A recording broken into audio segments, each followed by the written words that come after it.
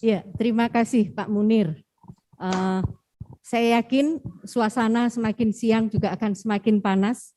Demikian juga semangat kita tentunya. Ya, baik, akan turut menambah ilmu dan berbagi pengalaman bersama kita.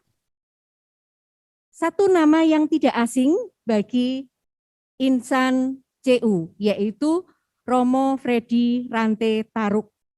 Beliau lahir di Toraja pada tanggal 28 September 1972. Romo Freddy adalah Imam Diosesan Keuskupan Agung Makassar.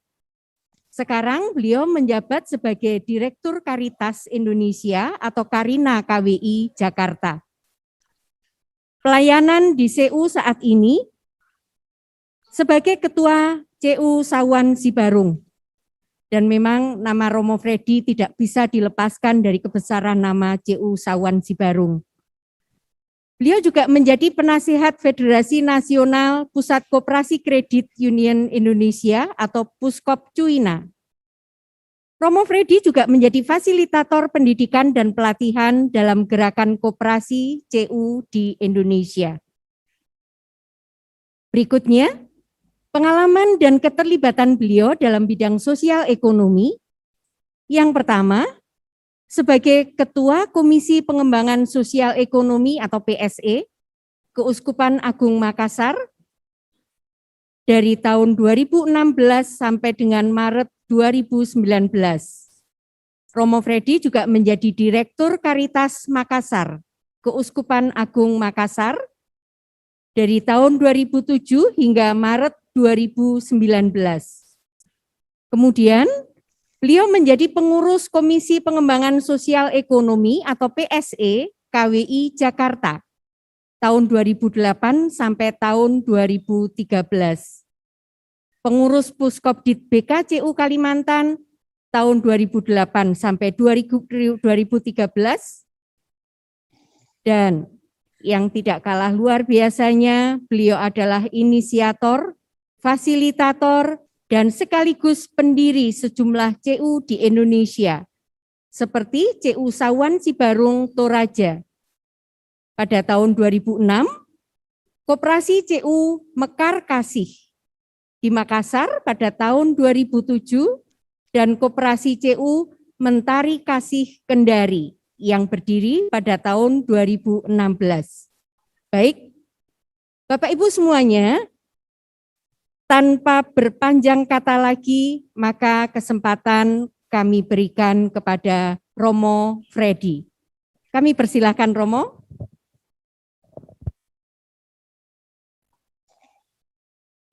Selamat pagi semuanya, selamat berjumpa. Pagi. Yang saya hormati Profesor Dr. Nirbito, penasehat Puskop di Jatim. Yang saya hormati Bapak Joko Susilo, Ketua Inkopdit Jakarta. Yang saya hormati para pengurus, pengawas Puskop di Jatim, dan juga para manajemennya yang saya banggakan. Semua hadirin dalam forum ini, para pengurus pengawas manajemen dari CU-CU primer. Saya dihubungi oleh Ibu Septi untuk hadir sharing pada kesempatan ini. Dan sebenarnya sudah berapa kali dihubungi tapi tidak jodoh ya. Belum jodoh. Dalam hampir setiap tahun kalau ada event ini diajak untuk sharing tapi belum ketemu. Dan akhirnya saya bisa hadir pada saat ini untuk sharing sedikit tentang tema yang diberikan kepada saya. Saya izin share dari laptop saya di sini. Saya akan menjelaskan tentang peran kredit union dalam menyehatkan keuangan anggota. Ini tema yang diberikan kepada saya. Pada peringatan Hari Kredit Union, International Credit Union Day, tema yang diberikan kepada kita itu adalah building financial health for a brighter tomorrow with a credit union. Jadi membangun kekuatan dan kesehatan keuangan anggota untuk masa depan mereka yang lebih baik gitu. Nah, tema ini sangat menarik karena menurut saya sedianya CU itu ada untuk membangun kehidupan yang sejahtera dan masa depan yang baik bagi anggota. Terlebih dahulu saya kemarin mengambil data ini untuk mengingatkan kita bahwa CU itu bukan hanya di Jawa Timur, bukan hanya di Toraja, bukan hanya di Bandung, bukan hanya di pedalaman Kalimantan, tapi CU seluruh dunia itu hari ini akhir 2020 itu 375 juta penduduk dunia adalah anggota credit union. Dari 86.451 CU di seluruh dunia. Ada di 118 negara dari 6 benua. Dan itu berarti sekitar 12,18 penetrasi masyarakat dunia yang menjadi anggota CU. 12,18. Ini data dari Woku, ya. Lalu kita ingat credit union biasa ingat dengan Raiffeisen, juga tentu Schulze de Litz dan beberapa tokoh pada waktu itu. Dan ide dasarnya adalah berjuang melawan kemiskinan. Jadi Raiffeisen itu membawa ide CU untuk melawan kemiskinan yang real, nyata di hadapan kita, di hadapan mereka pada waktu itu. Tetapi dia ingin melawan kemiskinan dengan pendekatan ke arah kemanusiaan dengan basis kekuatan ekonomi. Maka dia dengan tindakan-tindakan dan ide-idenya berjuang untuk mengatasi penderitaan manusia dan orang-orang yang tidak berdaya. Inilah Raiffeisen. Dan sesuai dengan pembicaraan kita hari ini, saya ingin menekankan misi sejati credit union yang dia katakan pada waktu itu. Credit union tidak boleh membatasi dirinya hanya sebagai pemberi pinjaman. Tujuan utama dari CU adalah mengontrol penggunaan uang, memperbaiki nilai-nilai moral dan fisik dari setiap orang, dan memberdayakan mereka bertindak sendiri. Kalau CU masih ingat ini dan menerapkannya dalam membina anggota, saya harap CU tidak mengalami kesulitan dalam mendampingi anggota. Termasuk, terima kasih Prof. tadi diingatkan di masa pandemi ini, ada terjadi banyak masalah, kesulitan, dan perubahan yang kita tidak sangkakan seperti ini.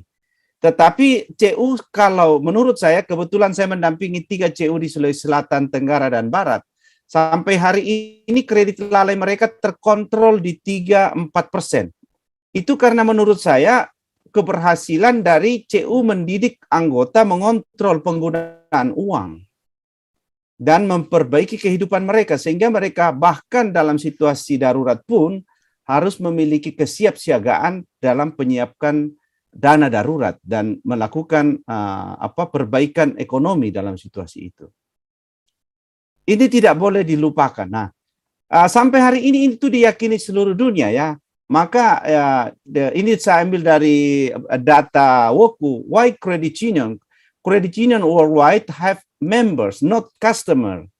Jadi kita itu adalah anggota credit union, dan keliru sekali kalau sekarang banyak CU telah memperlakukan anggotanya sebagai customer, hanya sebagai orang-orang yang dilayani tapi tidak menjadi anggota aktif itu.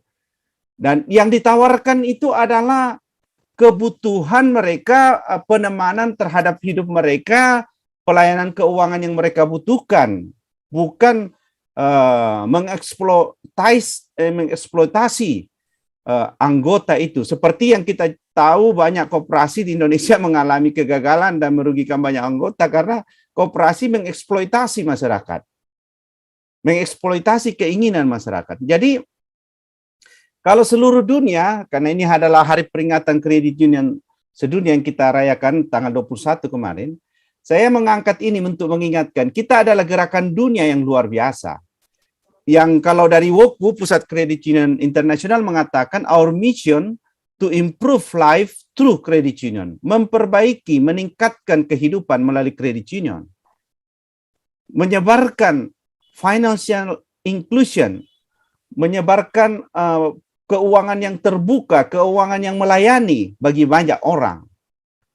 Nah, ini kita ada di situ, teman-teman. Jadi kalau kita mendirikan CU, kita mendirikannya untuk sebuah gerakan perbaikan kehidupan. Bukan semata-mata bisnis simpan pinjam, meskipun di Indonesia kita mendapatkan badan hukum koperasi simpan pinjam, tidak masalah. Tetapi esensi kita adalah lembaga pelayanan keuangan yang meningkatkan kualitas hidup orang. Itu bukan lembaga simpan pinjam. Kalau simpan pinjam, aktivitas kita hanya menunggu orang yang punya uang menyimpan, orang kepepet datang pinjam sama kita, repot kita. Itu ya. Orang banyak duit datang simpan, orang kepepet datang minjem, itu ya. Meskipun nanti saya cerita, sekarang ada masalah juga, ada yang pinjol, itu yang orang kepepet pergi larinya ke pinjol. Nah, jadi secara internasional tadi dari WOKU dan sekarang dari ICCU Bangkok mengatakan kredit union itu alat yang efektif untuk pembangunan sosial ekonomi masyarakat di Asia. Dan kalau ada federasi nasional di sebuah negara, maka dia adalah gerakan kredit union yang terintegrasi, yang mampu memberikan pelayanan berkualitas untuk meningkatkan kualitas hidup masyarakat. Dan CU-CU primer yang kita miliki ini harus menyediakan pelayanan keuangan yang berkualitas untuk memperbaiki kehidupan orang. Itu misi CU kita ya. Jadi misi. Jadi ini penting untuk diingat, sehingga sebuah koperasi kredit union didirikan untuk melayani anggotanya sebagai pribadi, bukan sebagai pemilik modal, uang atau status. Saya berkali-kali diajak, berapa kali di Jakarta ini banyak alumni sekolah-sekolah terkenal, universitas, kelompok-kelompok mengajak saya, ayo pastor, kami dibantu bikin CU. Saya bilang, kita mesti sepakat dulu, karena kredit union itu bukan simpan pinjam semata. Bukan tempat pengumpulan modal. Kalau itu yang terjadi, kita salah kaprah. Karena di luar sana sudah ada jasa keuangan, sudah ada bank, sudah ada bentuk-bentuk lain yang bisa kita gunakan kalau kita bicara soal kebutuhan keuangan semata. Tetapi kalau kita bicara mengenai pribadi manusia, maka mari kita mendirikan CU kalau memang ingin mendirikan CU. Karena anggota diperlakukan sebagai manusia seutuhnya di CU. Dengan kompleksitas kebutuhannya. Nah, ini yang harus diramu. Bukan hanya serangkaian keinginan untuk dieksploitasi lewat produk dan pelayanan. Saya akhirnya ini sering memfasilitasi koperasi-koperasi CU besar di Indonesia. Dan saya mengkritisi produk layanan simpanan dan pinjaman. Apakah ini sesuai dengan kebutuhan dan aspirasi masyarakatnya? Sesuai dengan kondisi lokal masyarakatnya? Sesuai dengan pergerakan ekonomi di wilayah itu? Atau hanya semacam meniru program-program atau produk dari lembaga lain, lembaga perbankan umpamanya, dan ingin mengeksploitasi supaya orang minjem, supaya orang menaruh uangnya di CU. Tapi tidak ada konsep bahwa ini adalah konsep untuk membangun manusia seutuhnya. Nah, jadi kredit union adalah melayani anggota dan menjadi harapan masyarakat, masyarakat kecil. Tetapi mereka harus ditempatkan pada pusat pelayanan. Itu. Bukan yang penting pengurus pengawasnya dan manajemennya. Yang penting itu adalah anggotanya. Nah, CU yang sehat itu menurut saya sampai hari ini pengamatan saya terlibat di CU dari tahun 2003 menjadi bagian dan ikut memfasilitasi. Saya melihat CU-CU yang sehat itu adalah CU-CU yang berpusat pada anggota. Kalau CU-CU yang mulai berpusat pada gedungnya, berpusat pada kegiatan manajemen semata, mau berpusat pada bisnis di real bisnis, menurut saya tidak sehat secara keuangan. Dan banyak yang terancam. Sebaliknya yang fokus kepada anggota, saya bisa buktikan juga dalam pengalaman saya, struktur keuangannya sehat, dan anggotanya menerima manfaat terbaik. Nah, jadi misi utama kredit union adalah meningkatkan kualitas hidup masyarakat secara fisik, moral, dan spiritual melalui pemberdayaan dan layanan keuangan yang berkualitas. Nah, meningkatkan kualitas hidup melalui pemberdayaan itu mestinya membuat CU itu ada gerakan pemberdayaannya. Bukan CU menjadi pelaku langsung dari gerakan pemberdayaan anggota, tetapi CU memastikan anggota bisa menjalankan usahanya, bisa menjalankan usaha pertaniannya, bisa menjalankan usaha peternakannya, bisa mengatur banyak hal dari sumber-sumber aset yang mereka miliki untuk menolong diri mereka, menolong diri sendiri dalam kebersamaan. Nah, ini masih banyak CU di Indonesia tidak melalaikan pemberdayaan. Kebanyakan CU menunggu anggota datang di kantor. Staf-staf kebanyakan lebih administratif keuangan. Di beberapa tempat di negara lain tentu saya ingat juga bahwa CU itu mesti hadir, yang kita sebut di gerakan CU Amerika Utara dikatakan technical assistance. Adakah technical assistance yang diberikan oleh CU-CU kita kepada anggota agar mereka bisa memperbaiki usaha mereka, agar mereka bisa memperbaiki pertanian mereka, agar mereka bisa memperbaiki fasilitas mereka? Technical assistance. Nah, sehingga mereka maju. Nah, kita mesti lihat apa indikator keberhasilan CU. Menurut kami, indikator keberhasilan CU adalah jumlah anggota yang telah meningkat kualitas hidupnya. Setuju sekali dengan Pak Joko tadi bahwa bukan masalah besarnya aset, bukan masalah besarnya jumlah anggota yang masuk, tetapi jumlah orang yang telah meningkat kualitas hidupnya. Ini perlu diperhatikan. Sehingga menurut saya, CU yang bertahan jangka panjang adalah CU yang fokus pada anggota, berusaha meningkatkan kualitas hidup anggota, dan ada bukti bahwa orang-orang telah berhasil meningkatkan kualitas hidupnya di CU. Kalau itu ada, tanpa promosi yang terlalu gebiar-gebiar pun, orang tetap masih ingin masuk CU. Tetapi kalau CU hanya sebagai simpan pinjam belaka, dan banyak CU terbelit dengan kredit lalai tinggi, orang akan lari, orang akan pergi. Tetapi kalau orang melihat maknanya dari CU, mereka akan tinggal, dan mereka akan bersama memperjuangkannya. Jadi kredit union memiliki misi meningkatkan kualitas, dan dia menjadi sarana kendaraan meningkatkan kualitas hidup anggota. Para anggota menggunakannya untuk sampai kepada tiba tempat tujuan hidup mereka, tempat tujuan keuangan mereka. Kita sudah mengenal istilah financial life planning, perencanaan keuangan untuk kehidupan. Orang merencanakan keuangan tidak pernah terlepas dari tujuan keuangannya.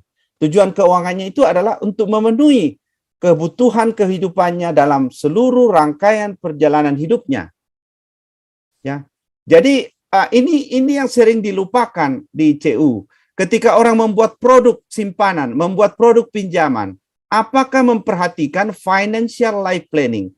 Memperhatikan kalau anggota masyarakat yang ada di situ, bagaimana mereka merancang masa depan mereka. Dan ini yang harus disiapkan produk dan layanannya. Bukan mengikuti apa tren keinginan masyarakat, kita siapkan pinjamannya. Menurut saya tidak.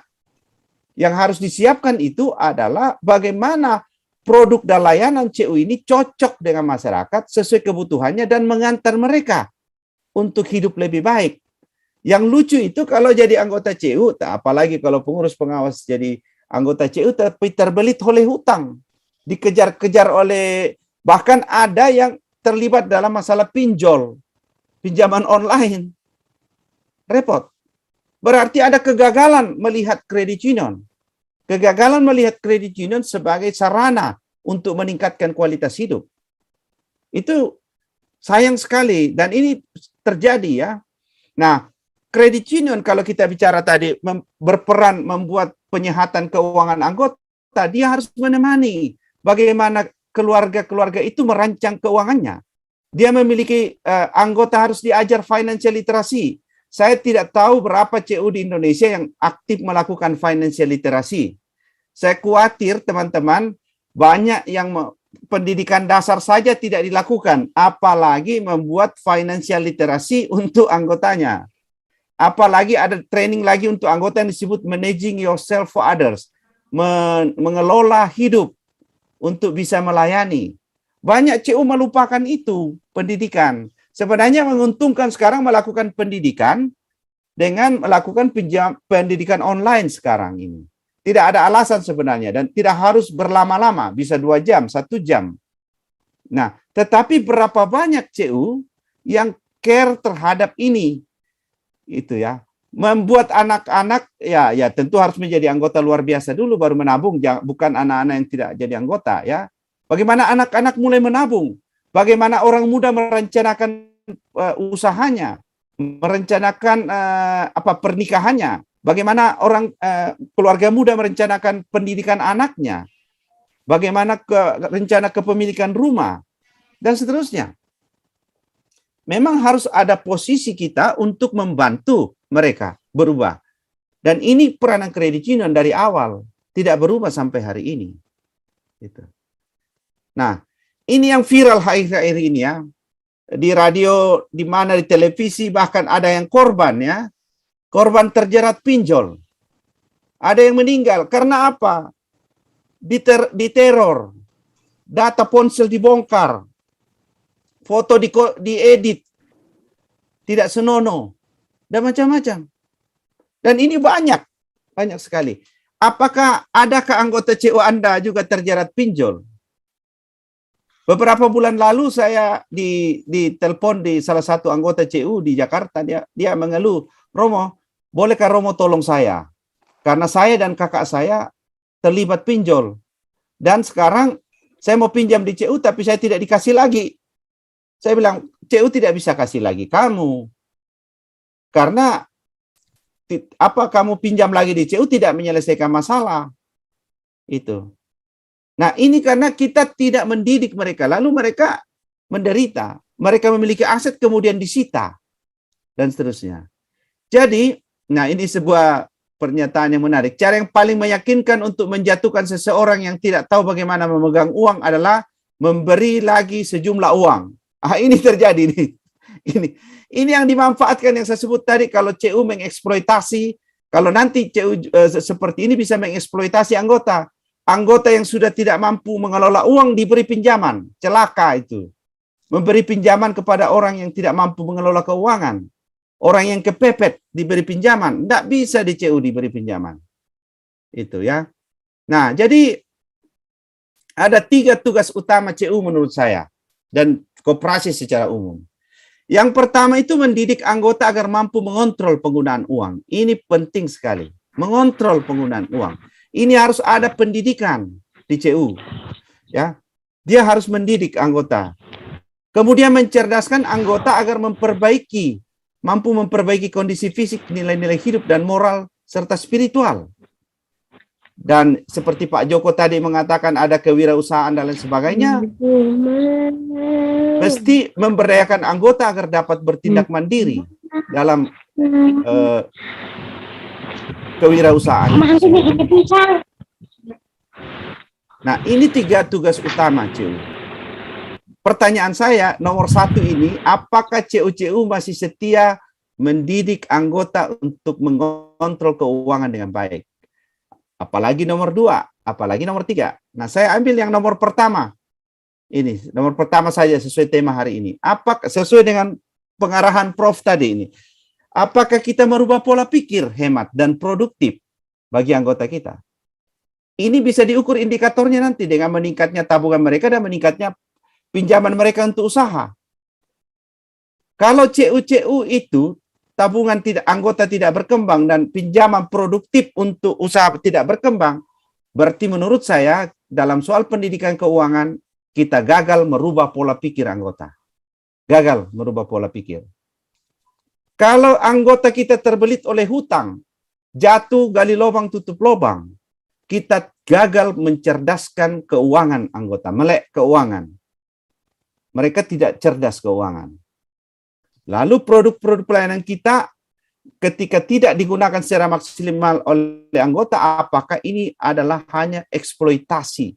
Termasuk kredit lalai, menurut saya kritis. Kalau kredit lalai Anda tinggi, jangan-jangan karena hanya diciptakan untuk mengejar pinjaman, tapi bukan untuk perbaikan anggota. Karena apa yang terjadi, saya katakan begini, Prof tadi juga sudah menyinggung soal pinjaman. Anggota punya keinginan, kemauan untuk membayar tidaklah cukup. Seseorang mungkin sangat jujur dan punya standar etika yang tinggi, tetapi jika ia tidak mempunyai sumber sarana kemampuan untuk membayar hutangnya, maka ia akan terjerumus dalam hutang. Teman-teman, banyak CU memberi pinjaman kepada orang yang tidak memiliki kemampuan bayar. Maka anggotanya tersiksa, gali lubang, tutup lubang. Nah, CU sebenarnya menyediakan alat untuk menilai kapasitas seseorang. Nah, itu disebut 5C. Apakah CU dalam menyehatkan kesehatan keuangan anggota menerapkan 5C dalam pinjaman? 5C dalam pinjaman itu kan beda dengan yang praktek kita selama ini. Kita memberi pinjaman dengan pola share capital leveraging. Apa itu share capital leveraging? Pinjaman dapat dinilai sendiri oleh si calon peminjamnya meskipun ia tidak punya kapasitas untuk membayar. Dia datang, dia katakan, tabunganku kan 10 juta, aku minta 30 juta karena saya boleh pinjam 3 kali lipat. Itu namanya share capital leveraging. Orang minjam karena mengatakan modal saya sekian, saya sudah punya hak untuk minjam sekian. Tapi ini kan tidak menganalisa kemampuan bayarnya. Bagaimana nanti membayar 30 juta itu? Dia sudah gajinya dipotong di sekolah, dia sudah ada cicilan laptop, kemudian ini 30 juta ini bayarnya pakai apa? Tapi karena dia merasa punya hak di CU, CU-nya juga tidak ngerti, CU-nya menerapkan share capital leveraging, orang punya tabungan 10 juta, diberi pinjaman 30 juta. Gagal. Nah, maka salah satu yang tadi disebut juga oleh Prof, prinsip peminjaman kita adalah peminjaman yang bertanggung jawab, di mana CU memastikan bahwa pinjaman seharusnya meningkatkan tambahan pendapatan, menambah kekayaan bagi calon peminjam. Tetapi faktanya CU juga sekarang hanya lebih kepada penyedia uang untuk orang yang kepepet. Dan ingat teman-teman, orang yang kepepet datang di CU, pasti kita susah mengurus uang itu kembali. Karena kepepet toh. Struktur keuangannya sudah kacau. Keuangannya sudah tidak sehat. Diberi pinjaman, makin tidak sehat. Tetapi ini bagaimana mendapatkan anggota yang sehat keuangannya? Memang harus dipersiapkan. Sebelum hujan tiba, sedia payung. Sebelum kesulitan datang, mereka harus merancang tabungan yang baik. Sebelum keadaan darurat tiba, mereka harus dipersiapkan menyiapkan simpanan darurat. Tapi ini banyak CU tidak lakukan. CU menunggu saja untuk memberi pinjaman. Menunggu memberi pinjaman, tapi tidak membina anggota, tidak berperan, tidak hadir. Ya, tidak hadir bersama kesulitan anggota. Nah, ini yang disebut 5C kan? Dari penilaian 100% analisa terhadap kredit, 70% harus adalah capacity to pay. 70%. Ini dasar untuk memberi pinjaman. Bukan masalahnya orang jujur dulu. Wah, jangan. Maaf, bukan kita tidak suka orang jujur ya. Teman-teman, bukan tidak suka orang jujur. Orang jujur tapi tidak punya uang untuk bayar ke CU, bagaimana caranya? Memangnya bisa bayar pakai kejujuran? Itu. Saya sering mengkritik umpamanya di pedalaman. Ada pemimpin ibadat. Pemimpin ibadat di stasi, di daerah, di kampung. Wah, siapa bilang dia tidak jujur? Siapa bilang dia tidak soleh? Ya toh? Tetapi kalau dia dipinjam kemampuan bayarnya tidak memadai, bisa-bisa nanti dia malu pimpin ibadat. Mau pimpin ibadat, dia lihat di bawah, ada staf CU mau menagih. Dia bilang, mohon maaf saudara-saudara, ibadat hari ini kita tunda atau kita batalkan karena saya sakit perut. Nah, karena dia lihat di bawah, yang mau nagih dia sudah duduk di bawah. Kenapa? Karena karakternya bagus awalnya, tetapi kemampuan bayarnya tidak memadai. Ini apalagi kalau orang terlibat di pinjol hari-hari ini. Itu kan tidak dinilai apa-apa, itu hanya dieksploitasi saja. Kemarin ada wawancara di El Sinta Radio, ada satu orang pinjam 1 juta dalam 7 hari. Dan dia harus menyicil dengan bunganya itu total 1 juta juga. Jadi 7 hari dia pinjam pinjaman online bayarnya 2 juta. Pinjam 1 juta, total pokok dan bunga 2 juta. Ini tersedia. Dan banyak masyarakat, juga anggota CU, yang tidak merancang bagaimana menghadapi hidupnya. Jadi ini dieksploitasi oleh orang. Dieksploitasi oleh lembaga-lembaga lain. CU mestinya tidak mengeksploitasi, dia harus mempersiapkan masyarakatnya dengan baik gitu. Nah, jadi sekali lagi kita bukan pada ketamakan untuk mengambil keuntungan sebesar-besarnya, tetapi prioritas pada kebutuhan manusia, ya, kebutuhan manusia. Jangan menciptakan CU yang tamak, yang rakus, yang ingin mengeksploitasi anggota. Konsentrasilah pada menjawab apa kebutuhan anggota. Maka mereka akan maju. Gitu. Nah, terakhir CU kesimpulannya. Jadi kalau CU membangun kesehatan keuangan anggota untuk masa depan, maka dia harus berlindungi kerja keras mereka untuk yang mendapatkan uang dan resiko dari resiko tak berhutang, layanan yang dapat memperbaiki mutu kehidupan mereka dan membantu mereka menolong diri sendiri. Ini sedikit sharing dari saya, ya, 30 menit ngomongnya, tapi mungkin ada kesempatan 3 menit ya menampilkan video contoh, tapi minta maaf karena ini video 3 tahun lalu dan mereka ada peternakan mereka ini kembangkan yang mungkin tidak cocok dengan kita. Saya mohon maaf karena ini kemarin kebetulan cari videonya. Bentar.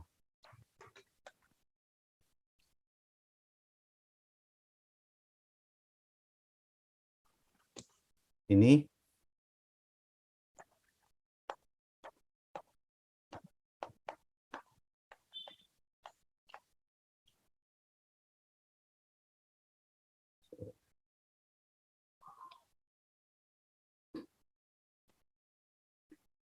Ini pengalaman CU kami yang mendampingi anggota dan memang fokus kepada anggota ya. Sedikit video. Mohon maaf kalau tidak pas.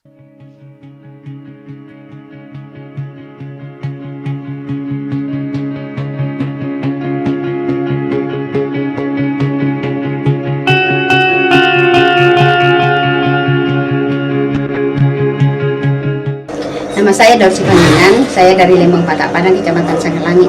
Saya pertama kali bergabung di CU pada tahun 2012.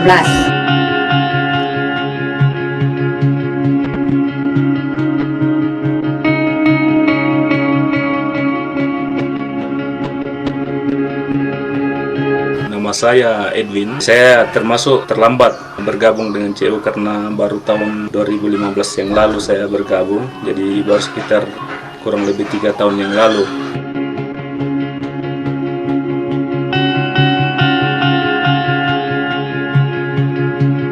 Nama saya Serlina Lumembang.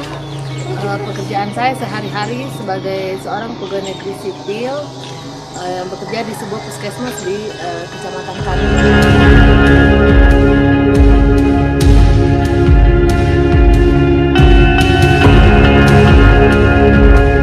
Nama saya Naomi Tara Dua Padang. Saya memulai usaha saya pada tahun 2009. Awal saya masuk CU pada tahun 2011. Awalnya saya masuk di CU karena betul-betul saya butuh dana. Setelah saya di dalam CU, saya belajar ternyata kita masuk CU bukan hanya karena kita ingin dana, membutuhkan dana, tapi ini juga demi masa depan keluarga, juga masa depan anak-anak.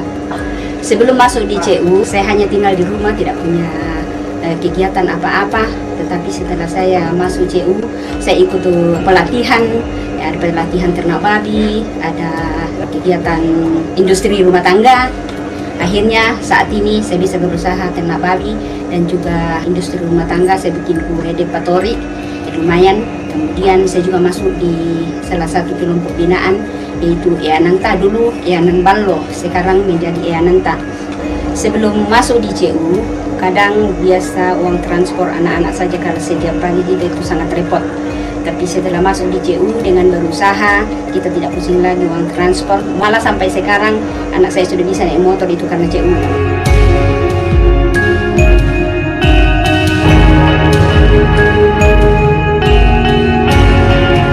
Saya berpikir dan tertarik untuk bisa bergabung dengan CU. Selain untuk mengembangkan ekonomi keluarga, juga saya berpikir nantinya untuk bisa mempunyai suatu usaha. Saat ini kami sudah membentuk kelompok di antara teman-teman yang sudah bergabung dengan CU, yaitu kelompok ternak babi. Dari usaha ternak babi yang kami geluti bersama dengan komunitas kelompok kami bisa mencukupi beberapa kebutuhan rumah tangga kami yang lain. Kami sudah mulai melengkapi seperti membelikan kendaraan bermotor untuk istri dan kami bisa bayar cicilannya setiap bulan. Setelah menjadi anggota CU, saya mengajukan permohonan pinjaman sebagai modal usaha saya. Setelah saya menjadi anggota CU, usaha saya berkembang. Saya bisa membangun rumah dan membeli kendaraan, yaitu motor.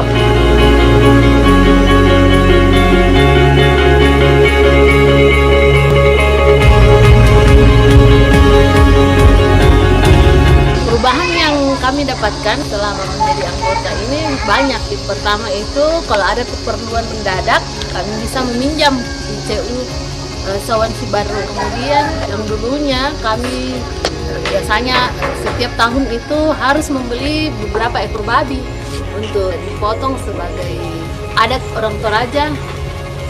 Rambut tukar, rambut solo pasti memerlukan babi. Tapi setelah kami ikut kelompok peternakan babi ini, hampir tidak pernah lagi kami beli babi setiap tahunnya, dan bahkan kami menjualnya beberapa, dan itu menambah penghasilan keluarga kami untuk membeli keperluan yang lain. Kemudian kami juga bisa meminjam untuk membeli misalnya kendaraan motor.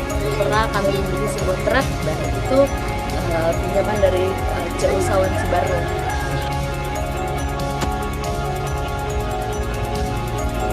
Pesan saya pada anggota CU yang lain, jangan mudah putus asa dalam berusaha.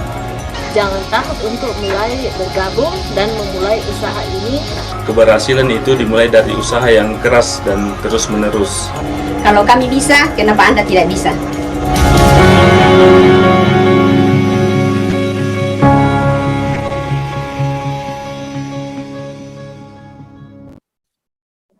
Ya, itu sedikit teman-teman dari pengalaman kami mendampingi CU. Terakhir, izin sedikit ya, di masa pandemi ini menurut saya, kalau tata kelola CU-nya bagus, seharusnya kita tidak susah. Seharusnya tidak susah. Ya tentu ada faktor-faktornya yang berpengaruh, tapi mohon maaf sharing sedikit, saya hanya mau mengatakan ada 3 CU di Sulawesi Selatan, Tenggara, dan Barat yang kebetulan saya bina selama sejak berdiri itu sebagai penasehat, dan kondisinya 3 CU itu begini ya. 3 CU itu di Sulawesi Selatan, Tenggara, dan Barat itu, satu di Sulawesi Selatan itu yang berpusat di Toraja itu anggotanya sampai kemarin itu 40.534 orang. Asetnya 627 miliar. Itu. Yang ada di Kota Makassar itu berdiri 2007, anggotanya 11.511. Asetnya 169 miliar. Dan yang di Kendari, Kota Kendari itu 7.095 orang dan asetnya 124 miliar. Dan ini total aset yang dikelola ini 921 miliar ini, 3 CU. Mereka dan 59.000 orang. 59.000 orang. Nah, selama masa pandemi ini mereka tetap menjaga performance-nya ya, kinerjanya. Ini yang banyak terjadi di CU-CU di Indonesia, ini banyak yang mengeluh kredit lalainya. Nah, kalau 3 CU ini kredit lalainya itu hanya 2, itu 3, yang di Toraja 40.000 anggotanya 3,3 kredit lalainya. Ini CU Mekarkasi 3,5 dan CU Mentari Kasih 4,2. Modal lembaga bersihnya itu 10% dari aset. Ya. Ini 9% dari aset, 9% dari aset. Dan anggota terus bertumbuh, masih bertumbuh sampai hari ini. Ya, tahun ini bertumbuh yang Toraja sekitarnya 9%, Makassar 18%, Kendari 11%. Dana perlindungannya tersedia yang baik. Artinya menurut saya, kalau CU-nya dikelola dengan baik, berpusat pada anggota, dan memberikan penemanan kepada mereka, technical assistance, mencerdaskan konsep keuangan mereka, mencerdaskan cara mereka mengelola uang, dan memberikan mereka peluang-peluang mengembangkan usaha, maka hasilnya akan positif. Nah, 3 CU ini juga sudah mengembangkan mobile dan sudah punya smart CU, sudah punya aplikasi dan semua transaksi juga sudah bisa digitalisasi, dan juga pemasaran produk secara online. Nah, jadi mudah-mudahan teman-teman di Jawa Timur bersemangat mengembangkan CU. Saya yakin kita bisa, sesuai kata Pak Joko tadi, dalam kebersamaan kita perkuat gerakan kita bisa menjadi kekuatan yang bisa memberi pengaruh pada ekonomi di Indonesia kalau kita sungguh-sungguh bersemangat. Demikian dari saya, lebih sedikit ya, tetapi mudah-mudahan tidak mengganggu proses acara ini. Saya kembalikan kepada Pak Munir dan Ibu Septi. Terima kasih. Terima kasih Romo Freddy, luar biasa sekali. Ya,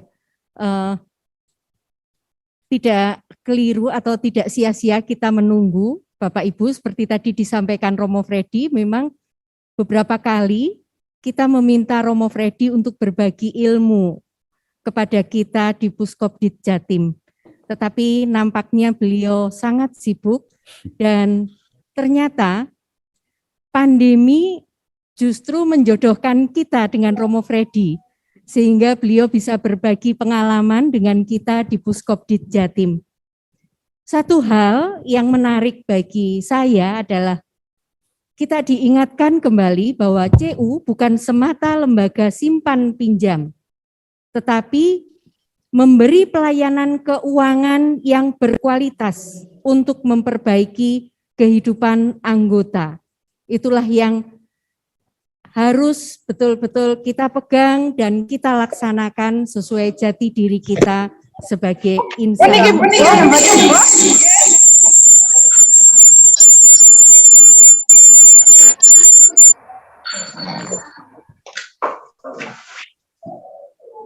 Baik Bapak Ibu, kita masih punya waktu sampai nanti pukul 12.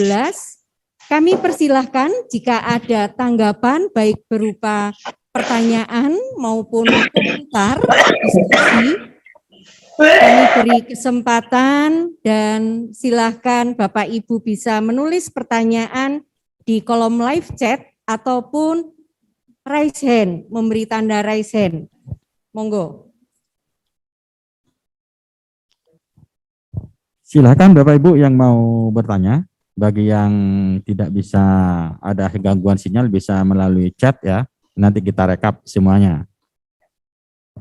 Pertanyaan bisa ditujukan kepada Bapak Joko maupun kepada Romo Freddy. Kemudian nanti jam 12 kita akan lanjutkan kegiatan kita dengan soft launching karya tulis lomba CUD tahun 2020.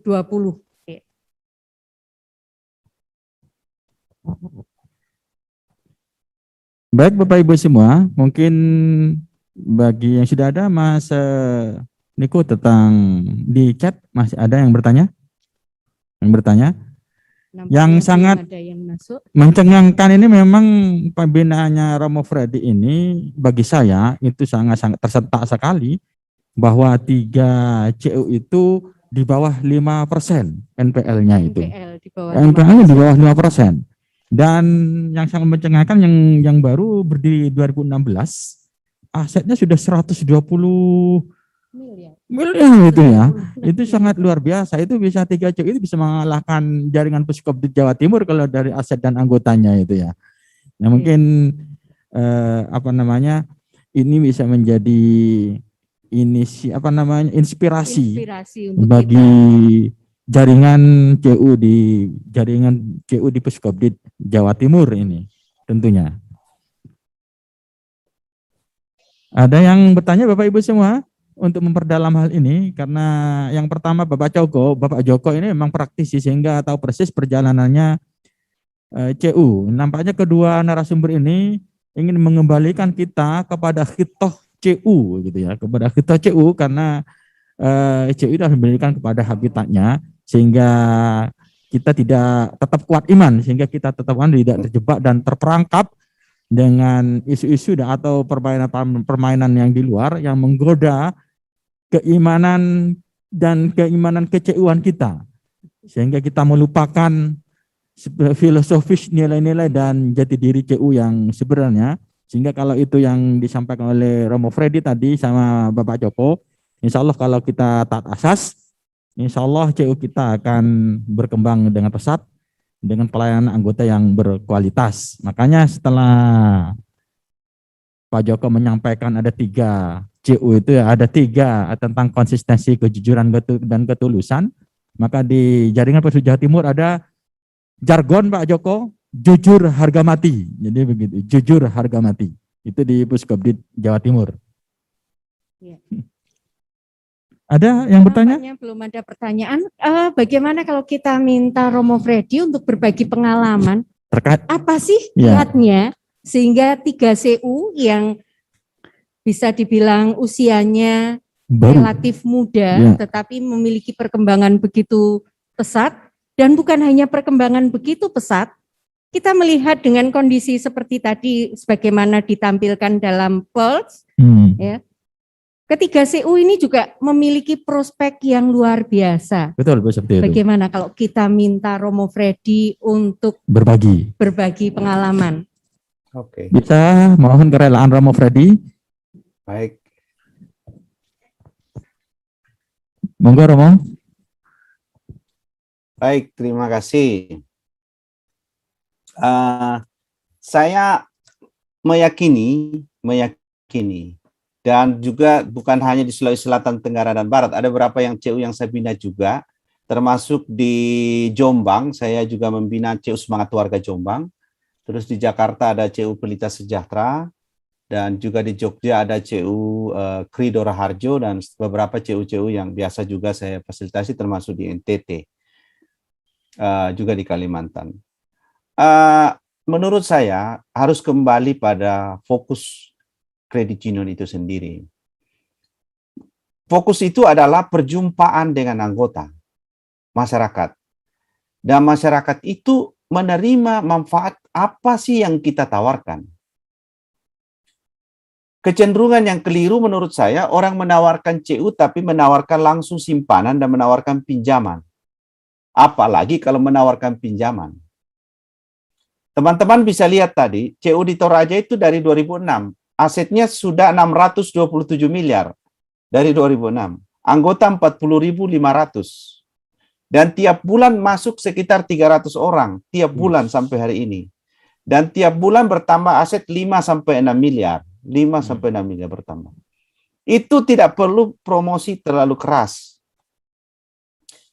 Tentu ada promosi. Tetapi maksudnya promosi sejati dari gerakan CU adalah orang bercerita dari mulut ke mulut apa sih manfaatnya CU itu. Ya. Itu yang paling penting menurut saya. Kalau itu bisa didapatkan, maka CU itu dipelihara dan dicintai oleh anggotanya. Itu pertanyaan teman-teman, saya untuk teman-teman dalam gerakan CU ini. Apakah CU Anda dicintai dan diinginkan oleh anggota? Jangan-jangan ditutupin pintu kalau datang di rumah mereka. Karena mereka ini kebetulan banyak yang lalai. Itu. Pertanyaan berikut, apakah CU itu gerakan rakyat, gerakan anggota, atau gerakan hanya pengurus pengawas? Manajemen yang aktif, tapi tidak berjumpa dengan anggota. Nah, CU itu harus dikembalikan kegiatan anggota. Ya, kegiatan anggota. Nah, kami memiliki beberapa strategi untuk membuat kegiatan anggota itu jalan ya. Ini antara lain ya di Sawan Sibarung kita membuat gerakan yang kita sebut pemberdayaan berbasis masyarakat, komunitas. Jadi seorang anggota CU itu harus didampingi mereka secara individu kalau mereka ingin punya usaha, bisnis. Itu. Atau sudah punya usaha, harus didampingi mereka. Didampingi. Nah, bagi mereka yang ingin berkelompok, seperti tadi kita lihat, itu kita berikan juga pembinaan. Namanya kelompok usaha binaan. Itu. Jadi kita enggak ngurus langsung uangnya nih. Kita urus dulu manusianya tadi. Kita kan cerita CU dari awal adalah mengurus manusia. Nah, Benarkah kita urus manusia atau kita mengurus di kantor hanya menunggu uangnya mereka? Kalau mereka mengajukan pinjaman baru kita beri pinjaman. Itu. Adakah data dari CU-CU usaha-usaha anggota secara individu yang dibina, didampingi, didatangin, konsultasi? Adakah mereka dikelompokkan atau mengelompokkan diri dalam usaha-usaha bersama? Ya, ini kita punya kelompok usaha binaan itu 438 dengan pinjaman 25 miliar dan 0% kredit lalai, 0% kredit lalai. 0. Itu. Lalu mereka juga dibagi dalam teritori manajemen, dalam komunitas teritori dan memiliki komunitas pemberdayaan. Ini satu rangkaian dengan pola yang kita buat yang itu adalah asset based community development. Pemberdayaan berbasis aset yang mereka miliki. Apa yang miliki? Potensi daerahnya, potensi manusianya, potensi alamnya, dan seterusnya. Nah, jadi kita berada di situ. Jadi menurut saya yang menarik, menurut saya sebagai insan CU itu adalah mari melihat CU bukan simpan pinjam. Layanan keuangan benar, ada simpan dan pinjam. Nah, tetapi apa yang disimpan oleh anggota? Yang disimpan oleh anggota adalah dari tadi yang kita sebut, kemampuan pola pikir hemat yang dibangunnya, kebiasaan hemat yang dibangunnya, tindakan hemat yang dilakukannya, sehingga dia bisa menyimpan uang. Jadi, teman-teman, yang disimpan di CU itu adalah hasil dari pengelolaan pola hidup dalam mengelola uang, itu disimpan. Kemudian yang dipinjam dari CU adalah ide dan pikiran kita tentang sebuah kegiatan untuk meningkatkan kualitas hidup kita, baik fasilitas kesejahteraan atau menambah modal usaha atau membuat usaha yang menambah pendapatan. Rumus pinjaman kan begitu. Kita memang anggota ada yang kepepet dan maksa minta pinjam, tapi tidak semua keinginan mereka harus dipenuhi karena itu bisa membuat mereka kesulitan. Jadi itu salah satu kuncinya ya, Ibu Septi, Pak Munir dan teman-teman.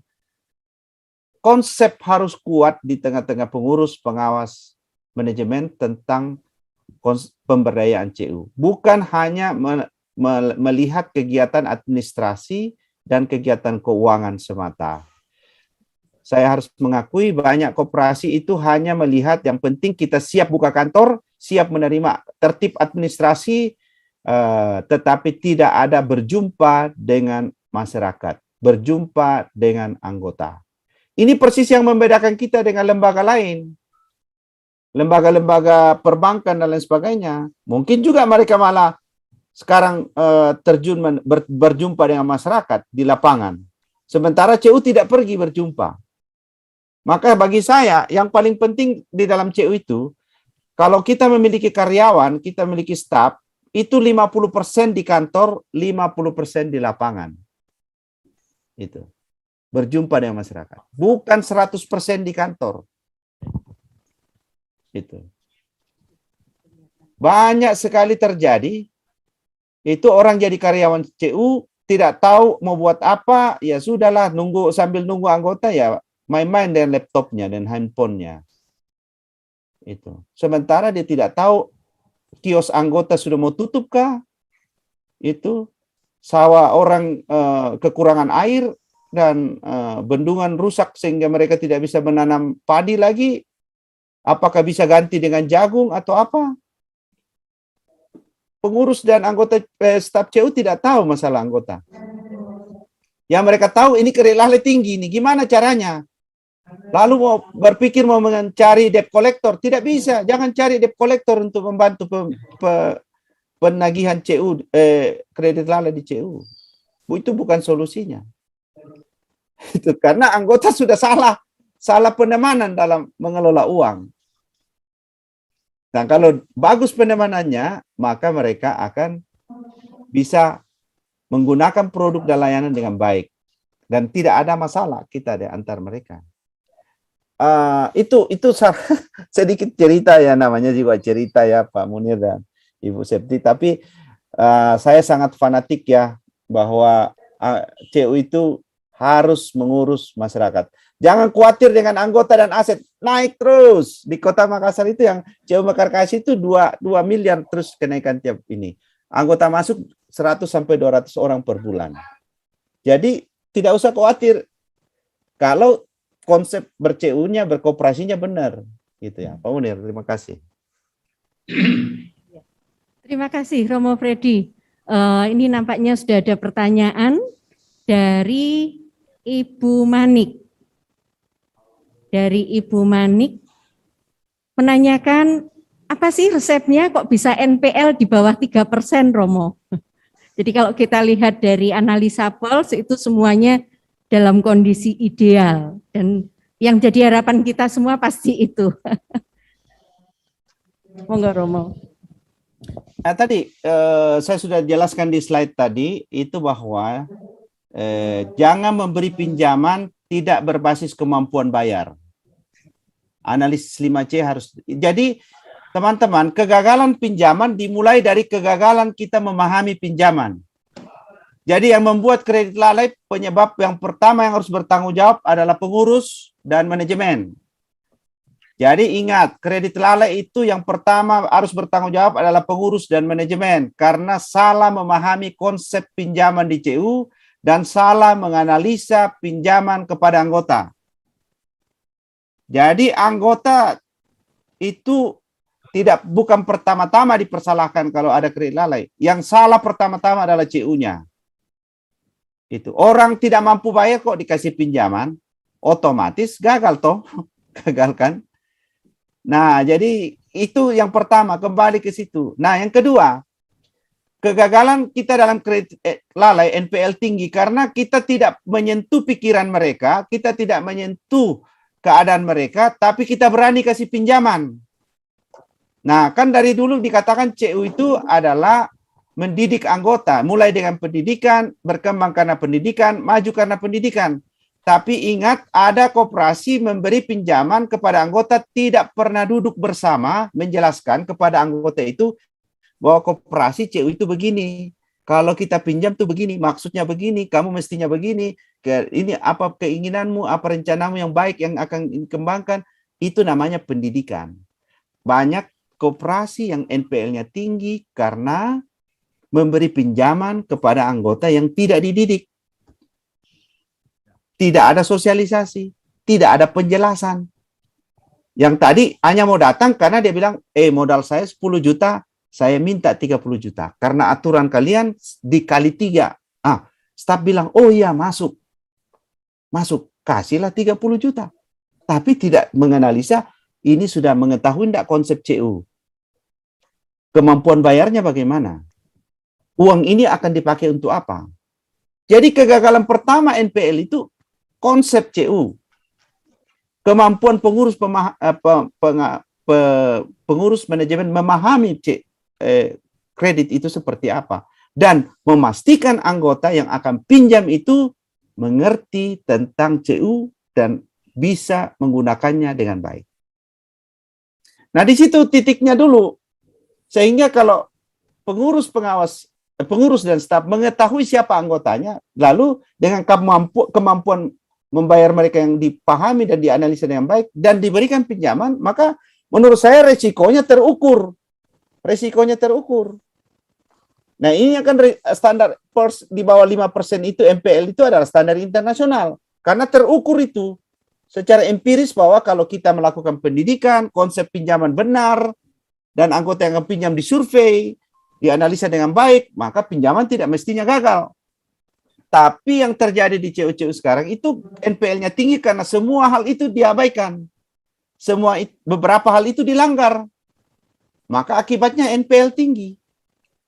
Terutama yang terakhir umpamanya tidak ada juga pembinaan mengenai uang itu dipakai untuk apa. Setelah keluar di pintu itu uang yang kita pinjamkan itu dia bilang kepada kita, maaf ya, saya pamit dulu, pergi ke anggota, kata uang yang kita pinjamkan itu. Tapi dia dada-dada begini, memang dia dada-dada untuk selamanya. Pamit benar-benar. Dia tidak mengatakan saya pergi dulu, beranak pinak di sana, nanti kembali lagi bertambah. Itu dia cuma ada. Nah, karena kita salah memperlakukan uangnya. Itu. Jadi itu yang pertama. Yang kedua, memang kita harus melakukan kerjasama dengan anggota. Kalau di 3CU ini, anggota saling kenal juga. Saling mengontrol. Nah, yang pinjaman kelompok binaan itu 0% kredit lalai. Karena saling mengetahui usaha dan bertanggung jawab. Nah, inilah gunanya yang disebut Pak Joko tadi, kebersamaan. Juga oleh Prof, ini kita bertindak bersama. Itu. Jadi koperasi bukan usaha-usaha individu atau tindakan-tindakan individu tanpa keterikatan dan nilai-nilai solidaritas, nilai-nilai kerjasama, dan prinsip-prinsip koperasi yang sudah dicanangkan. Jadi kembalilah ke jati diri koperasi. Kembalilah ke tata kelola yang seharusnya. Pasti akan bagus. Ya, itu tanggapan saya ya. Ya mesti dipelajari lebih baik, tapi praktek kami itu begitu. Dan ini bukan terjadi tahun ini saja. Ini beberapa tahun terjadi begitu. Baik Romo, ini nampaknya Romo ini dijadikan tumpuan dari seluruh pertanyaan ini, kiat-kiat menangani kredit bermasalah. Ini nampaknya saya lihat di chat itu. Dan karena ini sangat menarik, di bawah 5%, Romo. Jadi ini betul menjadi tumpuan kita peserta pada siang hari ini untuk menanyakan kiat-kiat tentang menangani kredit bermasalah, begitu ya. Dan yang sangat menarik di mana 5C itu biasanya karakter yang menjadi ranking pertama, tetapi Romo ini justru Dibalik. Ya dibalik, jadi kemampuan membayarnya 70% begitu loh. Mungkin ada rumusan dari mana Romo menetapkan itu, mungkin bisa dijelaskan nanti. Tapi tunggu Romo, ini nih saya mau ke Pak Joko dulu karena ada pertanyaan yang mendesak dari Pak Joko ya. Untuk ke Pak Joko terkait dengan pertanyaan salah satu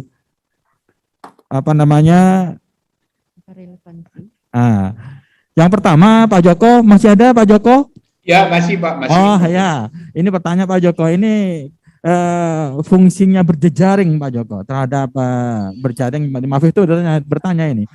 Jadi fungsinya berjejaring itu bagi CU yang besar, relevansinya gimana itu? Karena CU besar itu biasanya sudah mandiri gitu ya, bisa mandiri. Dan apa gunanya berjejaring? Mungkin bisa dikuatkan lagi Pak Joko. Dan sangat-sangat terkejut tadi ada selipan kata-kata, entah saya salah dengar atau tidak, bahwa ada Puskopdit yang sudah tidak berkoperasi begitu.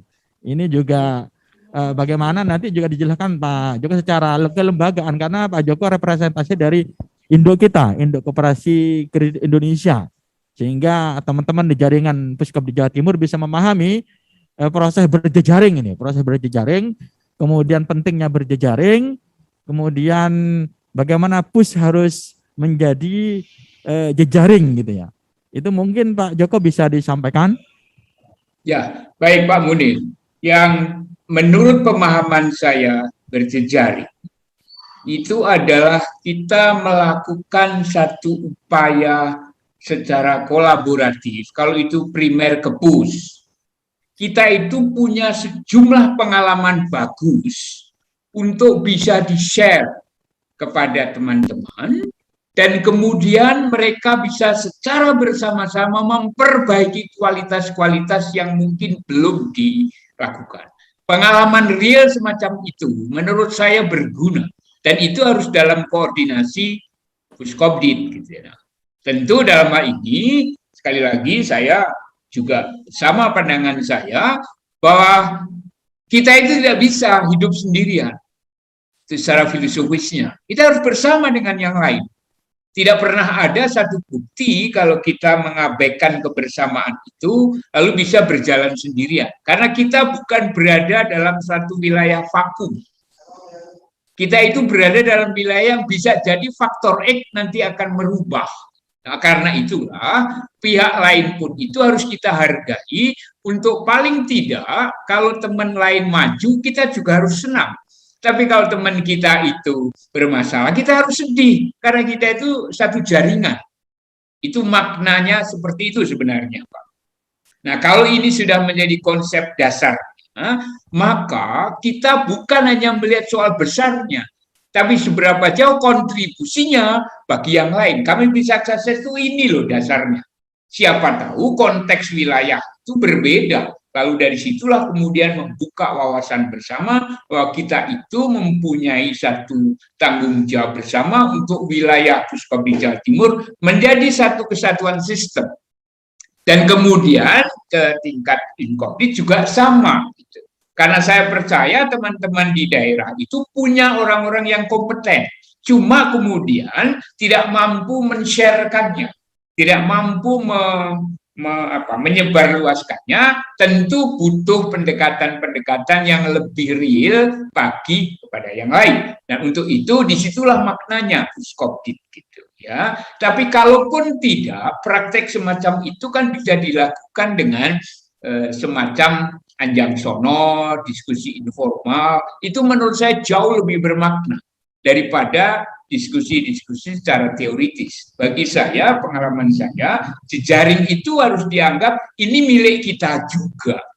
Dan karena itulah harus dibangun kesadaran bersama bahwa kita melakukan atau membangun, mendirikan CU bukan untuk kepentingan sendiri, tapi kepentingan bersama. Intinya itu, Pak. Nah, kalau pertanyaan berikutnya ada Puskopdi yang sudah tidak beroperasi, memang fakta lapangan susah lalu, karena sekali lagi saya setuju dengan pikiran Romo. Kalau di tingkat primernya itu tidak didampingi dalam satu konsep yang benar, itu akan mengecewakan juga bagi Pus, tapi juga Pus akhirnya tidak mampu berbuat. Gitu loh, ya, itu satu. Yang kedua, ada sebab-sebab yang menurut saya kualitas tata kelolanya memang tidak dalam konsep dasar CU, tapi lebih pada pelayanan simpan dan pinjam. Dan inilah yang menurut saya akhirnya banyak di Indonesia itu pusnya sudah nggak beroperasi. Lalu gimana caranya? Udah didampingi, dicoba difasilitasi, juga tidak berbuat. Pasti karena konsep CU-nya juga merasa saya tidak tanpa puskon bisa. Justru inilah yang harus dibangun bukan untuk kepentingan sendiri, tapi untuk kepentingan bersama. Bahasa Sunda itu menurut saya bagus sekali, Pak. Kalau kita melihat keberhasilan orang lain, keberhasilan itu ngiring bingah, jangan suudon. Tapi bagaimana orang yang sudah berhasil itu bersedia berkontribusi. Itu tanggung jawab menurut saya. Dan dari situlah kebersamaan total seluruh nasional mestinya dengan semangat yang sama. Kalau boleh saya nambah keterangan Romo Freddy, di primer kami pun NPA-nya rendah sekali, Pak, hanya di bawah 2%. Bagaimana bisa terjadi? Karena memang didampingi, terutama bagi teman-teman individual member, itu harus didampingi, terlebih kalau bagi mereka yang mau berusaha. Ada pengalaman menarik petani, Pak. Petani kami itu berusaha tapi tanahnya sewa. Lah gimana lalu kalau sewa? Mari kita beralih ke organik. Mereka nggak mau. Kenapa? Kalau nanti tanah yang saya sewa tetap semakin baik, sewanya mahal, Pak. Kalau gitu kenapa nggak kau beli saja? Padahal bukan dasar kelipatan. Sekali lagi saya setuju, bukan kelipatan simpanan. Tapi apa manfaatnya akan diperoleh? Karena kau usaha sayuran tiap 2 minggu sekali panen kok. Lalu kami harus pinjam, bayarnya berapa? Mampumu berapa?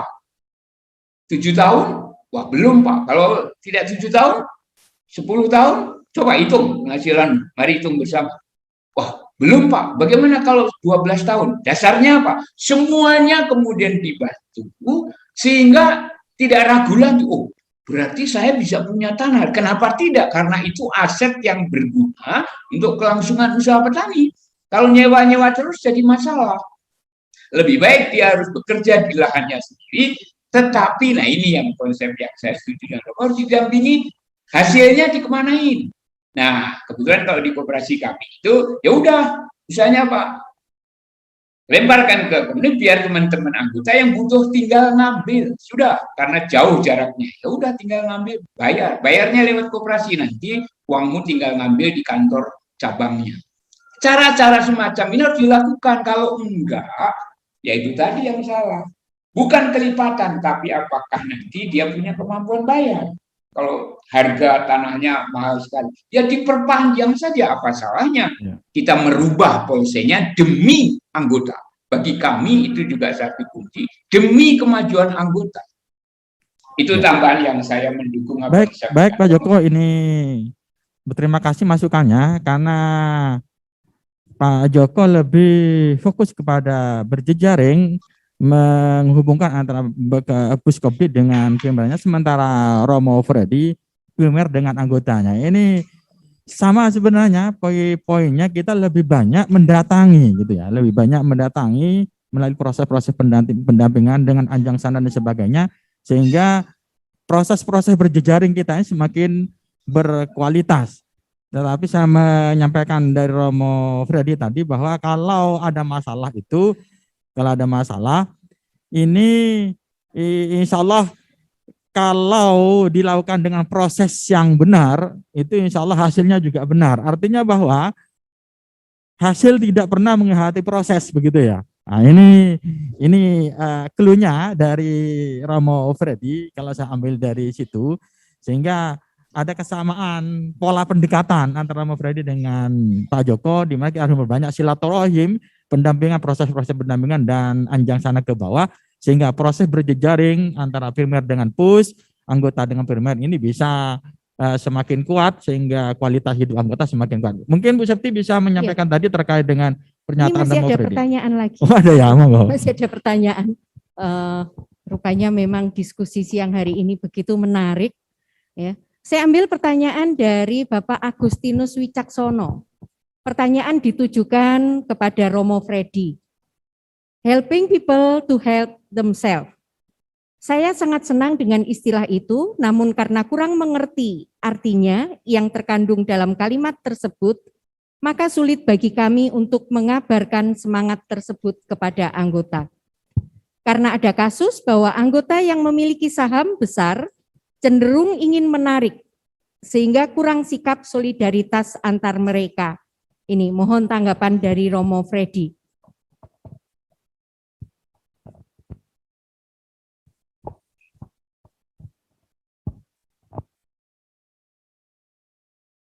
Romo bisa. Mic-nya masih tertutup, Romo. Ya, helping people to help themselves itu adalah prinsip atau dorongan motivasi kepada setiap orang yang bergabung di CU. Nah, makanya kan begini ya, saya mendampingi termasuk koperasi besar itu ya. Kelemahan kita dulu ketika mendirikan CU dan bahkan sampai sekarang itu semacam ingin memobilisasi dana masyarakat. Itu keliru menurut saya. Jadi masyarakat itu yang bergabung ke CU tadi, itu adalah individunya dulu, manusianya yang sepakat untuk bekerja bersama, sepakat untuk saling membantu. Nah, ada yang keliru dalam beberapa gerakan orang mendirikan CU itu. Ada yang pernah saya didatangi, sekelompok orang datang, kami siap menyiapkan modalnya, Pastor. Tolong kasih cara ilmunya, kita edarkan uang ini, keuntungannya nanti Romo juga dibelikan dikirimkan makanan lah, dan seterusnya. Saya bilang salah, itu salah. CU itu adalah kumpulan orang, bukan kumpulan modal. Nah, ini yang terbalik di dalam persepsi kita. Kita merasa kita kuat kalau kumpulan modalnya dulu bagus, baru kita bicara mengenai pembinaan kemanusiaannya. Menurut saya itu yang keliru. Sehingga kan kalau dikatakan helping people to help themselves, kita menolong dari apa yang ada. Nah, karena itu saya tidak tertarik untuk di beberapa tempat yang saya bina, jangan memobilisasi tabungan.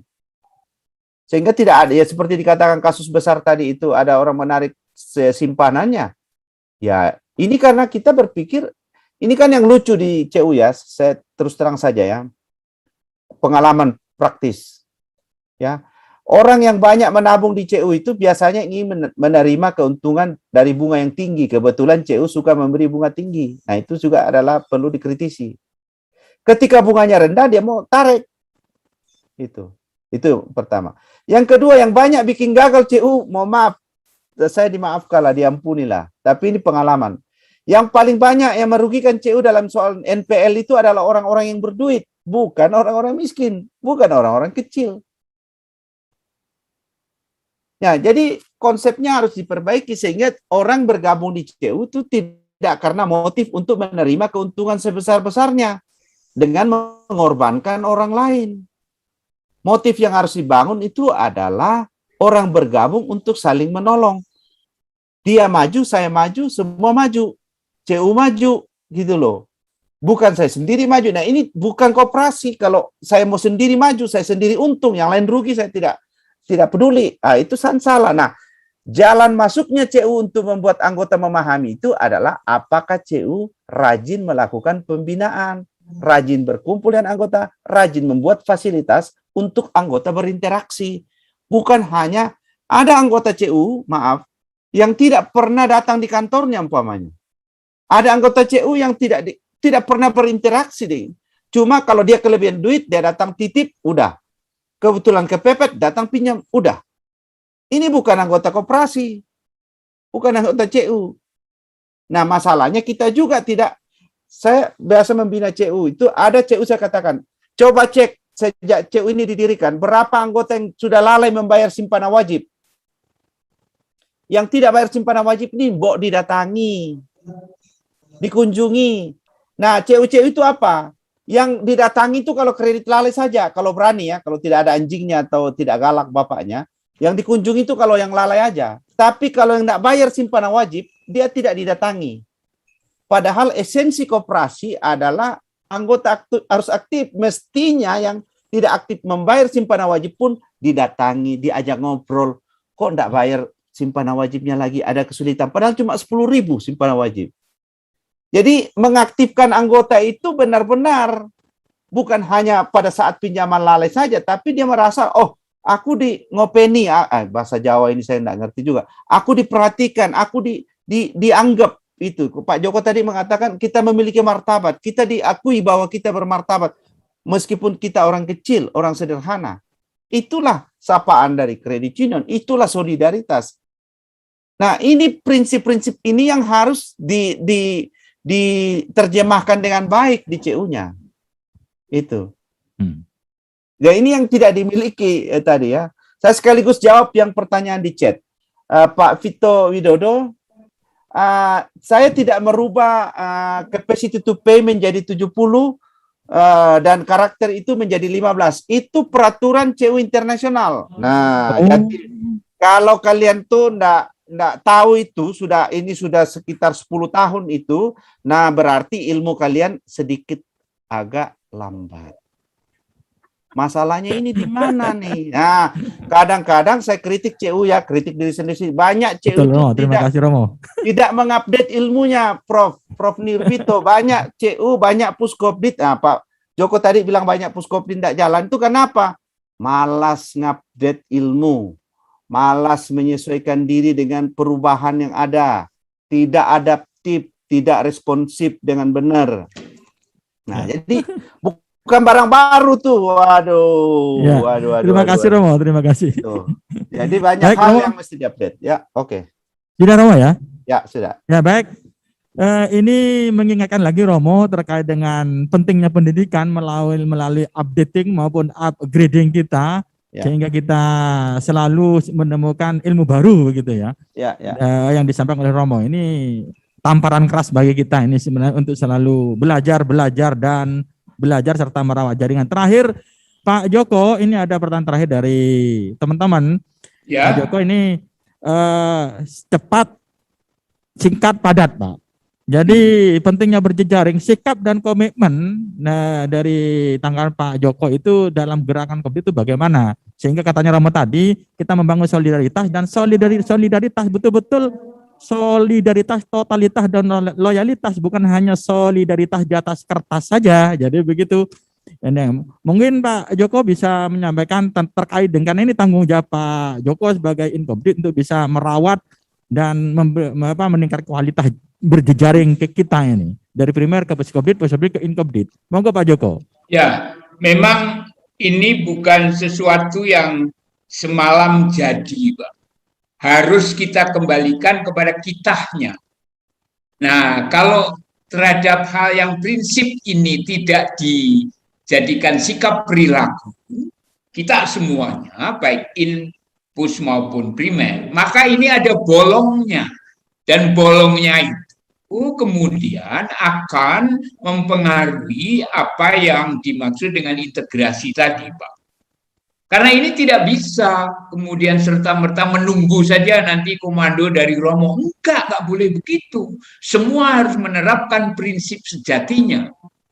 Saya sekali lagi mau menambah keterangan sederhana saja, Pak.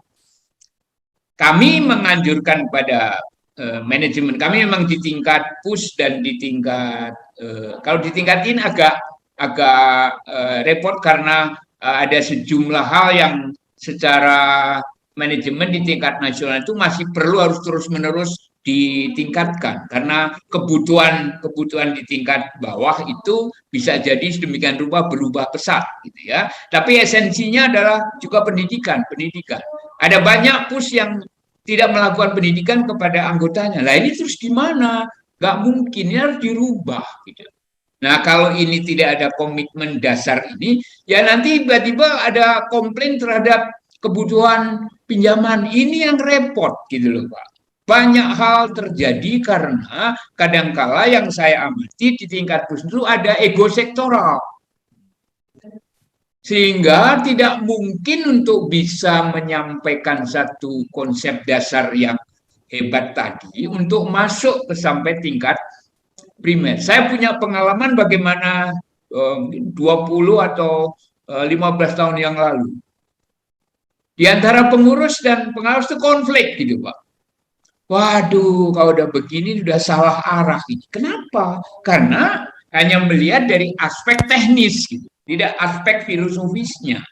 Karena bagi anggota begitu melihat di pustu konflik, ya udah bersebaran sendiri-sendiri. Ini yang harus sebagai apa namanya ya? Kalau jejaring itu kan tidak boleh tuh Pak patah di tengah atau patah di ujung. Pasti nggak akan mampu menjangkau ikan-ikan yang bisa terjaring. Tapi bukan seperti jaring seperti itu, tapi justru konsepnya bagaimana diberdayakan sedemikian rupa primer kita melalui pendidikan yang terus-menerus, pus juga terus-menerus. Nah, lalu secara nasional pasti ada sejumlah hal yang perlu harus dimusyawarahkan secara solid. Pemahaman saya banyak primer dan juga yang lain. Laporan RAT itu kan sebagian besar hanya soal uang. Laporan keuangan, bukan dari aspek-aspek bagaimana langkah kita ke depan, bagaimana ini nantinya ke depan. Tidak ada keterangan itu. Dan itu menurut saya repot nantinya, bagaimana mengendalikan satu proses yang betul menguatkan jejaring. Dan inilah tanggung jawab nasional, lalu bisa di-share ke tanggung jawab pus, dan akhirnya ke primer. Kasihan kalau primer tanpa pus lah, aturan main ini kan nggak boleh kami melayani primer. Tapi pusnya sudah nggak banyak berbuat. Wah, inilah yang kemudian merepotkan. Oleh karena itu, harus dibalik kalau menurut saya. Harus pusnya kuat dari sisi orientasi visionernya, kemudian bisa diturunkan tingkat primer, dan in juga sama membackup. Karena bagi saya, pus itu adalah backup system. In juga backup system. Tetapi harus memadai dari konsep-konsep dasarnya. Menurut saya begitu, Pak.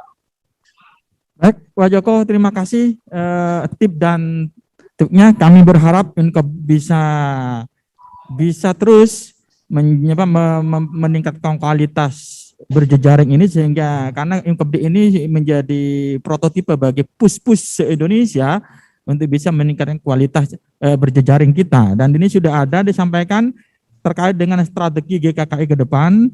Dan di sini ada 6 yang sudah menjadi strategi, dan mudah-mudahan ini nanti bisa disampaikan secara utuh kepada pus-pus sehingga ini menjadi pedoman bagi kita dalam meningkatkan kualitas layanan kita dan kualitas berjejaring kita. Okay. Mungkin ini gitu Pak Joko, terima kasih. Kami tunggu kebijakan-kebijakan yang sangat menunjang untuk pertumbuhan dan peningkatan kualitas primer melalui pus-pus di seluruh Indonesia. Ya. Pak Munir, waktu kita ada kurang lebih 4 menit. Ya. Kami mohon Romo Freddy untuk bersedia menyampaikan closing statement, Romo. Baik, terima kasih. Saya pikir dalam perayaan Hari Kredit Union Internasional pada tahun ini, kita dapat mengambil hikmahnya bahwa kredit union semestinya bisa membawa masa depan yang cerah. Dan masa depan yang cerah ini kan dimulai dengan memastikan bahwa anggota-anggota kita itu sehat secara keuangan. Nah, kesehatan ini harus didekati dengan benar-benar memperlakukan mereka sebagai anggota CU, anggota koperasi CU yang baik. Dan memperlakukan mereka sebagai anggota CU itu berarti menyentuh kehidupan mereka, hadir menemani mereka, mendampingi mereka, dan membuat mereka nyaman, serta sungguh-sungguh yakin dengan kita dan merasakan manfaat dari CU. Saya yakin kalau demikian maka CU-CU kita akan berhasil dengan baik. Dan ini tidak berarti mengabaikan unsur profesionalisme dalam tata kelola. Jadi selain itu tetaplah bekerja dengan tata kelola standar tinggi yang harus ditepati sesuai dengan standar-standar tata kelola yang baik. Baru-baru ini di beberapa CU yang saya bina itu saya pastikan itu harus memiliki SOP, buku SOP yang komprehensif. Dan itu berarti harus ditepati benar cara-cara bekerja yang terbaik untuk CU. Nah, semoga bukan tadi tidak menisbikan masalah tata kelola, maka teman-teman bekerja dua sisi. CU-nya maju, bertahan, anggota maju dan berkembang. Tidak ada yang ekstrem itu ya. Dan demikian gerakan kita berkelanjutan didukung oleh gerakan GKII, federasi-federasi nasional yang ada. Terima kasih atas kesempatan yang diberikan pada saya. Tuhan memberkati. Terima kasih Romo. Mudah-mudahan ada kesempatan lagi bagi kita untuk bertemu. Nampaknya waktu 2,5 jam tadi kurang ya, Pak Munir ya. Betul kurang ini untuk mengeksplor terus ini. Terakhir Pak Joko, closing statement Pak Joko.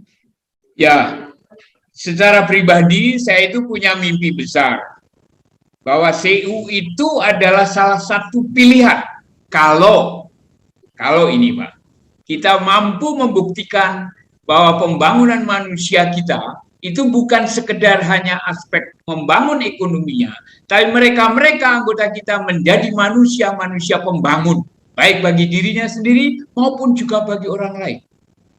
Karena disitulah esensinya. Manusia harus mampu meningkatkan dirinya sendiri, tapi sekaligus juga mampu sharing untuk membangun sesamanya menjadi orang-orang yang berkualitas, bersolidaritas, dan membangun bangsa ini. Bukan sekedar aspek uang. Kalau menurut saya uang itu sarana, jangan dijadikan tujuan. Itu sarana tapi harus dikelola dengan baik, gak boleh main-main. Karena kalau main-main, terjadilah seperti koperasi-koperasi besar yang gara-gara pandemi COVID-19 itu lalu PKPU. Penundaan kewajiban pembayaran utang. Nah ini pasti ada yang salah. Dan ini tidak boleh, kalau namanya CU tidak boleh terjadi. Maka manusia-manusia, orang-orang yang berada dalam CU harus meningkat kualitas hidupnya, tapi juga kemudian dia menjadi manusia-manusia pembangun menuju Indonesia